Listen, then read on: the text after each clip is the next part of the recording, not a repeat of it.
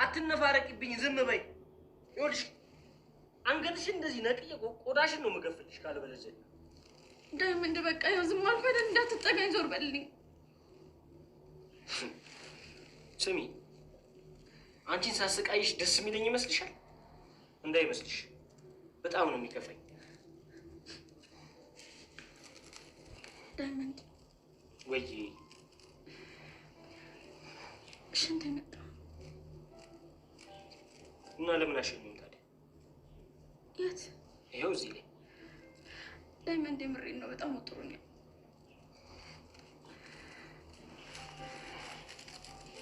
ይኸውልሽ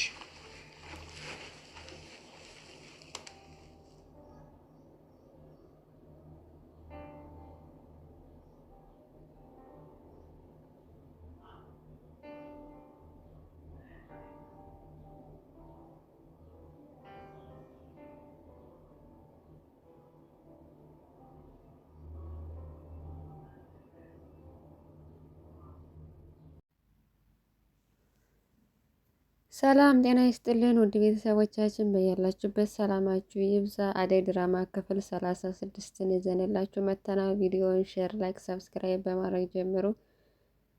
አደይ ድራማ እንግዲህ በባለፈው ክፍል ፍቅር እንደታገተች እና እሷን ለማስለቀቅ ቤተሰቦቿ ብር እንደከፈሉ ያን የዛሬ ነው ያለቀውና አደይና ለምለም ያው ለምለም አደይን እየመከረቻት ነበር። ፍቅር ተንኮለኛ ናት። የእሷን ተንኮልና ሴራ አንቺ አታውቂም። ስለዚህ ሆን ብላ ራሷን የታገተች እንጂ ራሷን የሆነ ነገር አድርጋ ነው እንጂ አልታገተችም፣ አውቃ ነው ምናምን እያለች እየመከረቻት ራስሽን ጠብቂ፣ የእሷ ተንኮል አያልቅም። ስለዚህ አውቃ ሊሆን ስለሚችል ራስሽን ጠብቂ እያለች ለምለም አደይን እየመከረቻት ነበረ። እንግዲህ ፍቅርን በባለፈው ክፍል እንደተመለከት ነው የአደይን የደመወዟን በሐሰት ደመወዟ የተሰጣት እሷ ዩኒቨርሲቲ ተማሪ ስለሆነች ገንዘብ የላትም። ነገር ግን ለአደይ ከፋያት የተባለችውን ገንዘብ ሁሉ አጠራቅማ በሐሰት እሷን ለማስመስከር ተጠቅማበት ነበር። እሱን ስላወቀ ደመቀ የአደይ አባት ውለታ ስላለበት ያው ስላላወቀ ለገንዘብ ብሎ ነው አደይን የካዳትና በዛም እየተጸጸተ ነበር እና በሱም ለሱ ከፍላ የአደይ የወር ደመወዟን እንደዛ እንደሆነ ሲያቅ በጣም ተበሳጭቶ ፍቅርን ያግታታል እና በዚህም አጋጣሚ ያው ባርኮት ወንድሟ ማለት ነው ጠርጥሯል እሱ እንዳገታት እና በጣም ተጨናንቀው ምን ማድረግ እንዳለባቸው እያሰበ ነበር። ባለፈውም ደውሎ ብር እንዲያስገባ ጠይቆታለኝ። ነገር ግን ብሩን ማስገብቶ ሊመልሳት አልቻለም ፍቅር እና ደመቀን በጣም ተጸጽቷለኝ። በቃ ምክንያቱም የአደይ አባት በጣም እሱ ነው ያሳደገው። ቤተሰቦቹ በልጅነቱ እንደሞቱበት እና አባቱ መጥፎ ሰው እንደሆነ እየተነገረው ያደገ፣ ነገር ግን የአደይ አባት በፍቅር ወስዶ እንዳሳደገው ብቻ የሆነ የተቃወሰ አስተዳደግ እንደነበረው በሱ ምክንያት ሱስ ውስጥ እንደገባ በሱ ውስጥ ዱርዬ እንደሆነ ተበሳጭቶ ለፍቅር እየነገራት ነበር። ፍቅርንም አንድ ክፍል አስሮ እንግዲህ አስቀምጦ እየቀጣት ነው እና እያለቀሰ ሲያገኛት ለካ አንቺም እንባ ይወጣሻል እያለ እየቀለደባት ነበረ እና ያው ሴራዋ በሰው ላይ ያሰረችው በዛ አደይ ላይ እየጠመጠመችው ሴራ ዞሮ ራሷን ነው የጎዳት ፍቅር።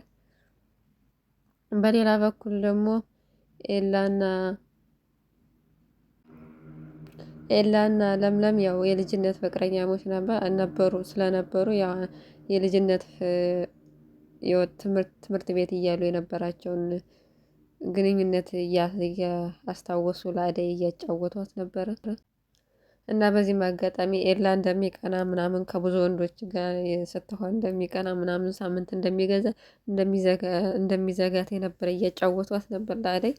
አደይም ፍቅራችሁ በጣም ያስቀናል፣ ደስ ይላል ምናምን እያለች ነበር። ለምለም መልሳ እስኪ ስላንቺ ንገሪን ፍቅር ግንኙነት ምናምን ብላት ነበር እና አደይም እየተሽኮረመመች ያው በልጅነቷ ገጠር ተድራ እንደነበረ ልትዳር እንደነበረ እና አምልጣ ወደ ከተማ እንደመጣች አባቷ በጣም ክፉ ስለሆነ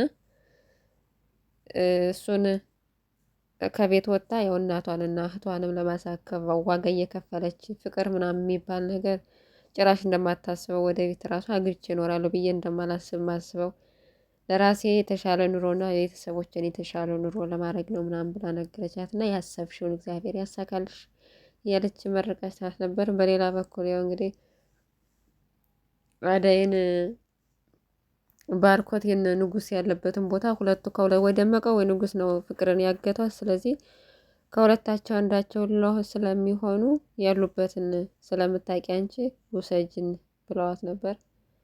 እናም ይዛቸው ሄደች።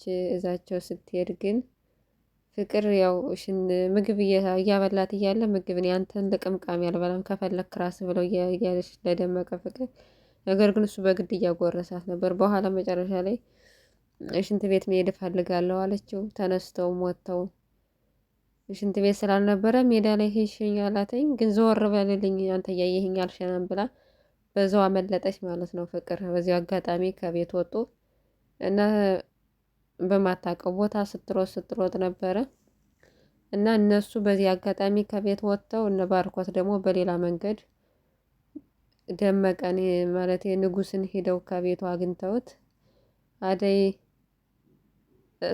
መስለው ነው የከፈተችለት። ወይኔ ከቤቴ ድረስ መጣች ብሎ ክፍት ሲያደርግ ባርኮትና ዴቭም አብረው አሉ እና በጣም ደበደበው። ፊቱን እስከሚያብጥ ድረስ ደበደበውና ያው አስገደደው ማለት ነው። ደመቀ ጋር እንዲወስደው መንገድ ላይም እያዳፋ ዞት ሄደ። ነገር ግን ቤት ሲከፍቱ የታሰረችበት ገመድ የበላችበት ምግብ ምናምን የነበረችበት ብቻ ነበር እንጂ የታየው እሷ አልነበረችም። ከዛም መልሰው እያንገላቱ ወደ ቤት ይዘውት ይመጣሉ። እናም ፍቅር የሰራችውን ሴራ ሀብሉ ጠፍቷል፣ እሷ ናት የሰረቀችው ብላ ሴራ እንዳሴረችባት ደመወዟን እንዳልከፈለቻት ሁሉንም ነገር ስለሚያውቅ ተናገረ ለባርኮት ማለት ነው። ባርኮትም ለፍቅር ማዘኑን ጥሎ በጣም ነው የተበሳጨው። እንዴት እንደዚህ ታደርጋለች ፍቅር ብሎ በጣም ተናዶ ቤቱን ጥሎ ሄዶ በረንዳ ላይ ቁጭ አለ። ዴቭም እያናገረው ነበር ከአደይ ራቅ፣ ከዚህ በኋላ ከአደይ አጠገብ ላይ አልፈልግም እያለ ንጉስን እያስፈራረው ነገር ነበር። ንጉስ ግን የማልችለውን ነገር አትጠይቀኝ፣ እኔ ከአደይ መራቅ አልችልም፣ ስለዚህ የማልችለውን ነገር አትጠይቀኝ፣ ምንም ነገር ብትለኝ እሷ እንኳን ባታይ ፈቃደኛ ባትሆን ከበሩ ላይ ቁሚ አይኗን ያለው እያለው ነበር። በዚህም ተናዶ እኔ እየነገርኩህ አይደለም እያስጠነቀቅኩ ነው፣ ሁለተኛ እሷ አጠገባይ እገልሃለሁ እያለ ዴቭም እየዛተበት ነበር። እና አደይም ተከትለው ባርኮን እዛ ቁማ እያለ ተከትለው ሄዳ ደረጃ ላይ ያው እሱ ቁጭ ብሎ አለኝም ለምለምን አገኘቻት እና ለምለምም ያው እስካሁን እንዴት ቆየ ስትላት ያው ሊዲያ ተጣልታ ከእሷ ጋር ተጋጭታ፣ ምክንያቱም ተኝታ እያለ ለምለም መታ ተሰደበቻት፣ ሂጂ ምግብ ስሪልኝ ምናምን ብላ በዛም ተናዳ አባራት ነበረ።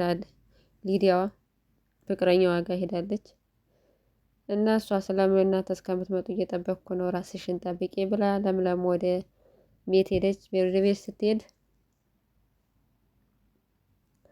ሊዲያ ያው እንድትወደዋለች ኤላን፣ ነገር ግን ኤላ አይፈልጋትም። ምክንያቱም እኔ የምወደው ለምለም ነው፣ የልጅነት ፍቅረኛ የሷ ናት፣ እባክሽ እያለ ነበር። እሷ ግን በጣም በቃ እዚህ አንተ ጋር ሰውን ብቻ ነው ደስ የሚለኝ፣ እዛም ደስ አይለኝም፣ ስለዚህ እባክህ አንተ ጋር ልሆን እያለች እያለቃቀሰችበት እያለ አቅፏተኝ ሲያጽናናት ለምለም ደረሰች እና እየቻቸው በጣም ተናዳ እየጮኸች ወደ ውጭ ወጣች።